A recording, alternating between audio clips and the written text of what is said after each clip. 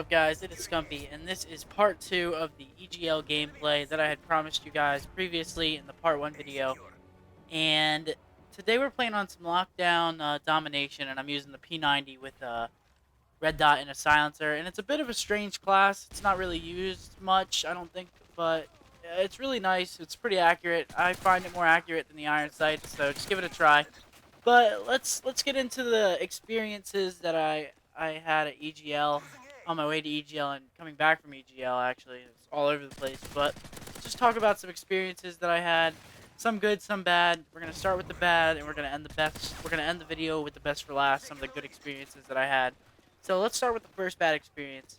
When we were getting on our plane to go home, which was like, holy shit, yay, happy, like we're going home.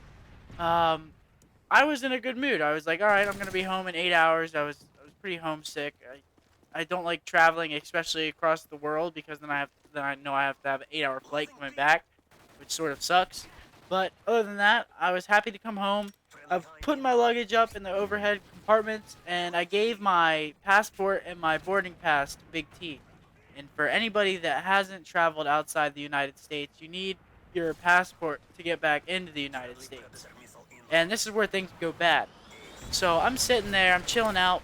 We're all talking, and we're wondering why the entertainment system wasn't working. Because on the way over, it worked straight away, but going back, they needed to be in the air before they could turn it on. So we're all like, what the heck? And then it pops into my mind, like I was always checking for my passport every like 5-10 minutes, and I was just like reach in my pocket and like feel the outside of my pocket to like feel the square like shape that it had, and I knew the shape, and I was feeling for it, and I didn't feel it. So I was freaking out, and this was probably 10 to 15 minutes after I had given Big T my stuff, and this is where things started to get a little hectic for me. So I was like, oh shit, I started freaking out because I don't have my passport, and I was just like I was freaking out, like I was scared. So I'm like, I'm looking around. I look under the seats because maybe it fell out of my pocket or something, or maybe it's behind me. I don't know. So I'm looking around. I don't see it, and then I realize, like, Big T, didn't I give you my passport and boarding pass? Like I remembered at that time. And then he was looking for it, and he couldn't find it for a couple seconds. But then he reached into his pocket, and he brought it out, and that was just a sign. I was just let out a sigh of relief right then. I was pretty scared. And that was the first that was like the last bad experience, but the first bad experience that I'm giving to you guys in this video. So the second bad experience was the way that some of the people in our hotel were looking at us. Like when we walked into our hotel, for the first time, we got there and we're at the front desk. We're like trying to get into our room, but unfortunately, we couldn't get into our room until about 2:30. 2:30 their time, so it was like 9:30 our time, and it's like morning. But we'd been awake the whole time on the flight, and we were pretty pissed off that we couldn't get into our room until 2:30 because we were exhausted. But when we got into our room, we ended up taking like a 3-hour nap because we had to check in later. But then we realized we didn't even have to because our manager got our stuff for us. But that's not the bad experience. So we're sitting there, and these two old people are just posted up. They're like arms crossed. They're drinking tea, like not to sound stereotypical, they're drinking tea. And me and Big T look over at him, and I'm like, yo, Will, why are those old people mean mugging us so hard right now? And like he looked over, and we just started dying laughing because these two old people were literally giving us a death stare. They were like, oh my god, I can't even like describe how mad these old people looked at us. It's like they knew we were American and they hated Americans or something like that. I don't know, but they were mean mugging heavy. And I mean, that's how it sort of was throughout the whole weekend. Every single person would just I felt like a Korean at an MLG event. Like every single person would just look at us and they would stare at us. They wouldn't say anything to us. They would just stare.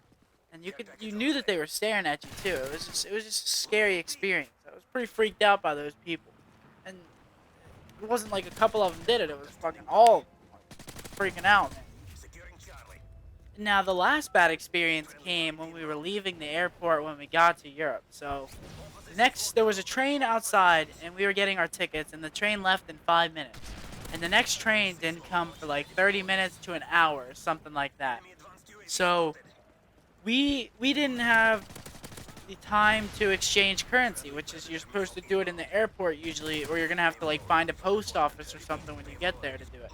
So obviously we wanted to get it done before we left the airport so we would have some money. But unfortunately, because we had to run out to our train, like literally we were booking it, like sprinting to our train with our suitcases. Mine was over my head. I was like fucking screaming and shit. But we were trying to get out there as fast as possible, so we didn't have to wait that extra 30 minutes to an hour to get on a train. So we didn't have any money for like the first day that we were there, and we were obviously starving. Being on a plane, all they gave us a snack at the end of the plane ride, but that was it. And that's like all we had to eat for like a couple, like 7 or 8 hours. And that's like you're supposed to have a meal every like 7 or 8 hours, like near then. I don't know, sometime near then. And that was really the last bad experience that we had. It's just our money. We didn't have any money, and obviously we can't give them American money because they don't take American money because they're in Europe and they use pounds. But now let's get to some of the good experiences that we had. Now, the best experience that we had on the whole trip, in my opinion, was winning the event. Um, there's really no better feeling than going to an event and winning, especially when it's whenever you're whenever you're the enemy. Like we were in Europe, so it was like they had home field advantage on us. We were jet lagged, we were tired, and like all the fans, they didn't want us to win. Like it's just like if you're on a stream or something and they're talking about Europe versus North America. Like people take pride in their country, so the Europeans didn't want us to win that were there. And whenever we won, it was really just like a moment of awe. Like even though we were in Europe, we still had people clapping for us that we won. Like not initially. Whenever they first announced us, like before we played our match, nobody clapped for us. But after we had won, there were people clapping, which was like, why are they clapping for us? Like, they shouldn't be clapping for us. We're Americans, but they did anyway, and that just made us all feel real good.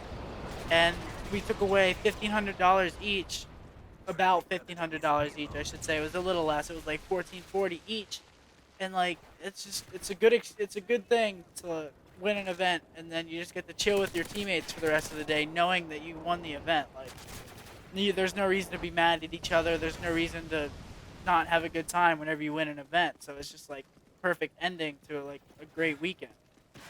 And then another good experience that we had was there was this game called Racing Maniacs or something along those lines. And it was this game where you have to knock each other off the tracks.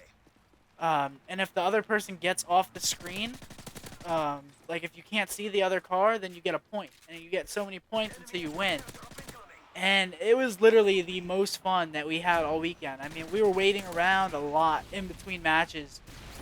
I think we only played 2 matches all of Saturday, and we were there for 12 hours. We played 2 matches, and then we played the last match, the last map, and we played 1 map of our last series, and then the fire alarm went off, and all the power just shut down completely. So that game, though, it took up so much of our time, and we were actually having a ton of fun with it. It was a really nifty game, I'm not gonna lie. It was so simple. I wish games were like that still, where they were so simple, but yet they were so fun. And look at this kid just camping in the corner. Thank God he shot before I saw him. But I'm probably gonna have to make this a part 3. I'm not sure yet. I'm gonna try and think of some other experiences, think of some other things that happened, and see if I actually have enough content, like if I have enough ideas to actually make the 3rd part. But I hope you guys enjoyed this gameplay. It was a little slow paced, but I still end up getting a lot of kills. I don't know. I guess I just wasn't finding people at the rate that I usually do. It was only a 6-on-6, but I hope you guys have enjoyed this video. I hope you guys have enjoyed the EGL like 2-part series. And yeah, have a good one. Follow me on Twitter at www.twitter.com/apex_scump. As always, I hope you guys enjoyed the video, and if you did, show a like and a favorite. It really helps me out by knowing what to show to you guys and what content to put out. So thanks, guys. Later.